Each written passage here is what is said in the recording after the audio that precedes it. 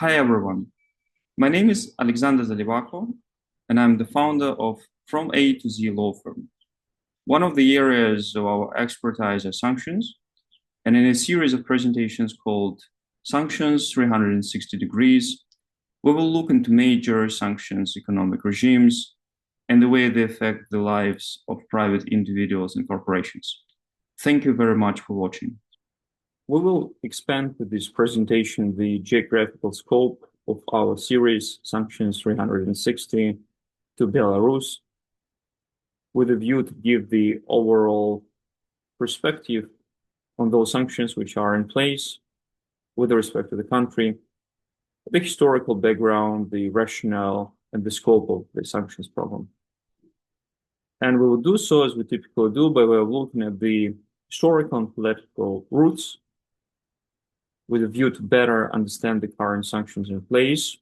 We will look at the major sanctions regimes and describe those points which have to be taken into account when you are a citizen or you're based in one of the jurisdictions which have sanctions in place against Belarus, as well as discuss the most recent developments, which are important both from the general perspective for those who study sanctions, as well as for practitioners which just apply sanctions in the daily life of the relevant clients or corporation they work for.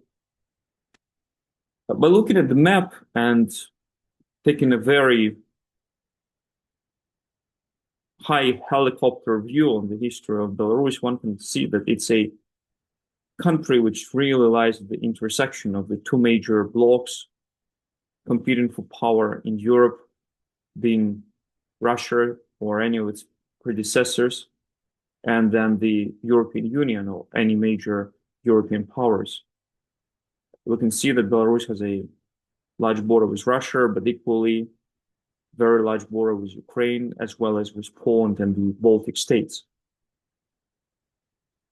And historically, for a very long period of time, Belarus was a part of the Great Duchy of Lithuania and then of Rzeczpospolita, which was a commonwealth between Poland and the Grand Duchy of Lithuania, which was late 18th century, partitioned between Prussia, Austria, and Russia, with the territory which is currently Belarus being a part of the Russian Empire.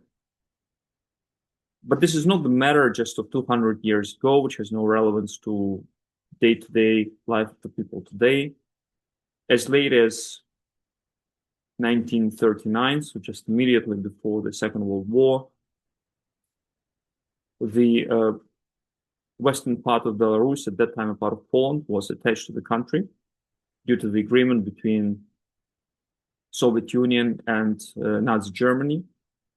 And the result of that is that even today, the country is for 2/3 Russian Orthodox oriented people, as well as for 1/3 people who are Catholics and who have substantial cultural and personal affiliation also with Poland. Given this historical background and its geographical location, one would imagine that a mid-sized country of 10 million people like Belarus will try to build its national and international politics on building good neighborly relations with all its member states, trying to take advantage of its geography for the purpose of maximizing its development. And from that perspective, one would hardly think of this country being one of the most sanctioned countries in the world, as it is. And if one would think, then probably only Iran, North Korea, Cuba are the countries which are currently subject to harsher sanctions from the large industrial economies than Belarus. One would be surprised by this type of analysis, as that's not the country which you hear often in the headlines. That's not the country associated with the production of weapons of mass destruction, support of terrorism, nuclear proliferation, or any other matters which would really merit the introduction of this type of harsh restrictions. Nevertheless, the fact remains that the type of sanctions imposed against the country are among the most complex and most comprehensive regimes in the world. And the reason of that partly goes into history, but partly the result of recent events.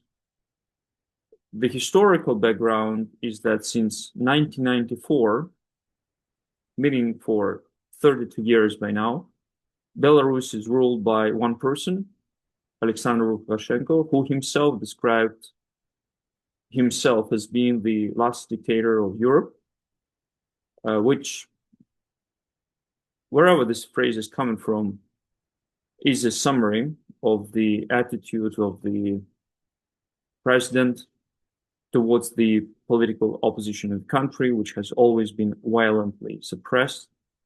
His attitude towards basic political freedoms, freedom of press, which again has always been violently suppressed, and which were the roots for the fact that Belarus is subject to sanctions both from the United States and Europe for more than 20 years by now. And for a very long period of time, those were really targeted sanctions, not just by word, but also by meaning. They were specifically imposed against the president himself, being one of few rare examples when the head of the state is subject to blocking sanctions from major powers.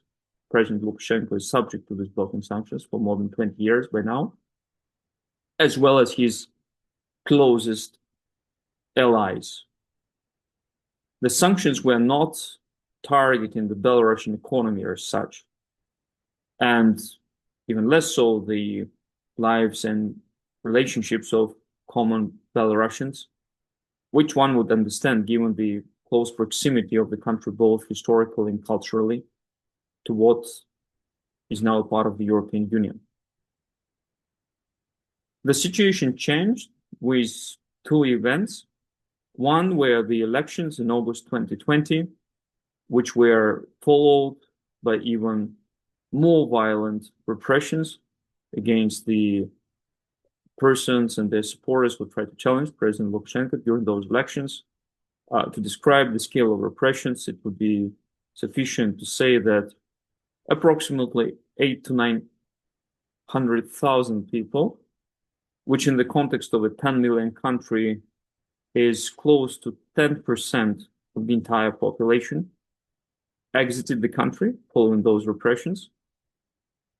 The level of exit is comparable to what would be civil war or a substantial internal strife within the country. And I think that gives a very fair summary of the repressions which followed, as well as certainly the invasion by Russia of Ukraine. Belarus has a military alliance with Russia, so it supported Russia, although not with direct intervention in Ukraine, but with logistics and economic supply of goods and resources. So to a large extent, the European Union treated both countries similarly, and that resulted in a substantial revision of the current EU sanctions program. So looking into the major regimes, in the United States, the main legal basis is the Presidential Executive Order 14038, which revised the order which was in place since 2006, and which in essence permits the administration to impose blocking sanctions against a wide range of Belarusian industries as well as political elite. The focus has shifted, as I mentioned, since 2020 towards a broader pressure on Belarus, not just the political elite. And indeed, the US sanctions, which are primarily blocking designations, have designated the most important players in almost every sector of Belarusian economy, including oil and gas, potassium production and exports, industrial factories, as well as major financial institutions.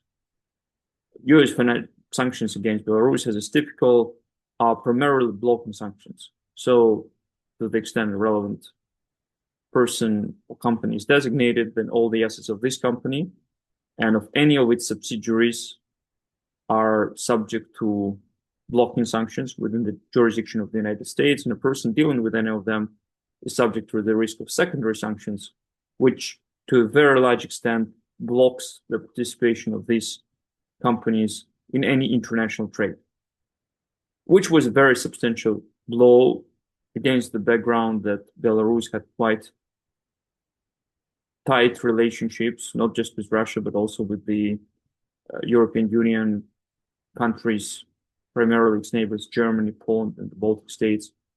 Before 2020, the export there was substantial. This was the second most important market following the Russian market.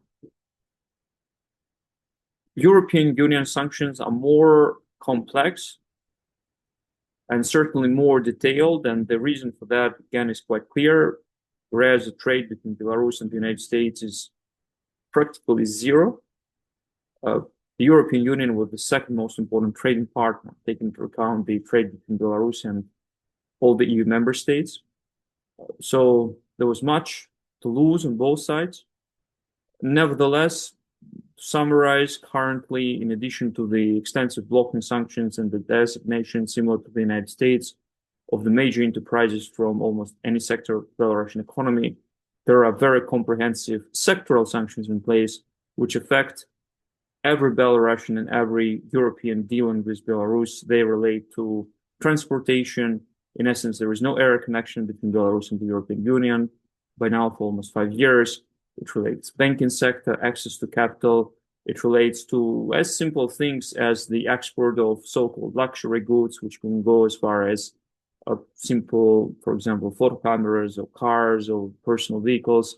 The transportation of currency from the European Union to Belarus is prohibited in euros unless for personal needs, and various other restrictions, in essence, of the same scope as with Russia. And it's not for a reason that every single sanctions package which the European Union introduces against Russia is mirrored against Belarus. And for further details, we refer you to the relevant analysis of the EU sanctions packages against Russia. An interesting recent trend with the new US President Trump taking office last year was that, unlike European Union, which in essence, since 2022, took the broad view that Belarus needs to be cut off from the EU market in the same way as Russia, so there is no distinction made between the two countries whatsoever, and in essence, the same type of sanctions introduced against Russia are mirrored against Belarus. President Trump took a different view on how the sanctions program of the US shall develop against Belarus. And he tried to use them as a tool to release many political prisoners following the 2020 elections. And in fairness, he was successful with many people being released in exchange for the partial relaxation of the US sanctions.